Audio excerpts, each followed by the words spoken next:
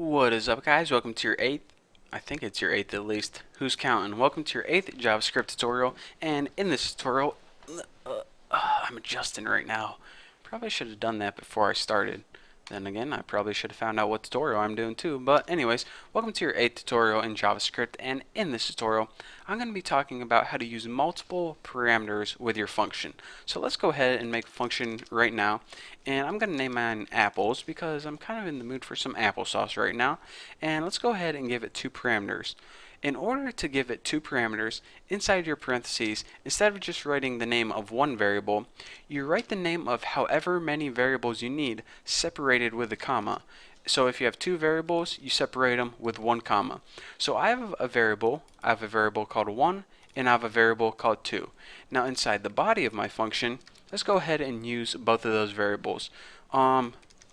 Document write, we'll just go ahead and write something like 1 is better than, and actually need some spaces, is better than add 2. So now you can see that this is where I taught you guys how to add strings to variables. This is one instance where it would come in handy.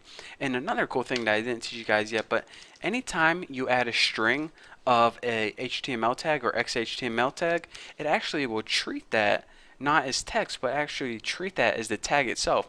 So whenever it comes across this right here, it's actually going to break, aka move you to the next line. So that's a neat little trick that you guys might want to remember.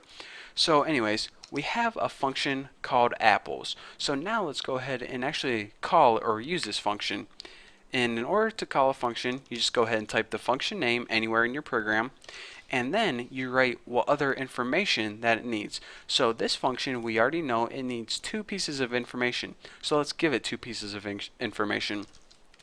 I'm going to give it my name as a variable, and as the other variable needs, I'm going to give it the name of my cousin, Hobart.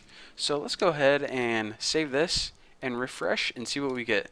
Bucky is better than Hobart. So what it did is it said, alright, we have this function that takes two pieces of information.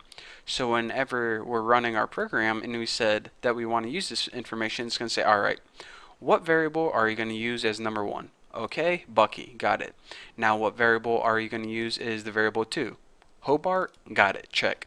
So Bucky is better than Hobart. Makes sense, you gave us both the pieces of information we need, we're good to go.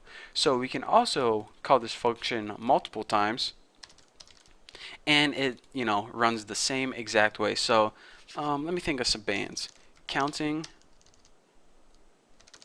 Crows is better than, I don't know, Bieber. And let's go ahead and write like Strawberry is better than coconut. By the way, guys, nice little piece of information.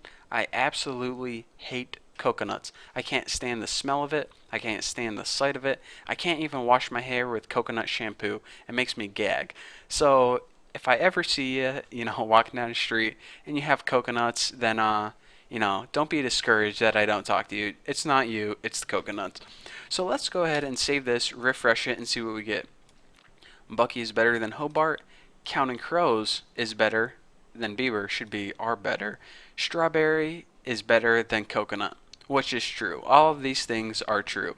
So anyways, back to our program. What it did is it substituted the first one for 1 and the second one for 2, and then inside our function it just substituted those variables for whatever we had out here. And again, these are called the parameters, and whenever we're giving this information or substituting it, it's called passing information into your parameters. So again, if you're watching these tutorials because you were taking a JavaScript class at school and you couldn't understand your teacher, that's the questions that they're going to ask on the test, and that's the information that you need to know. Parameters, passing it in. So there you go. But if you're just watching this, then don't even worry about it. As long as your program works, you're good to go. So thank you guys for watching. Don't forget to subscribe. Don't forget to check out my website, my other videos, and don't forget to check me out if you see me on the street. So yeah, I guess I'll see you next tutorial.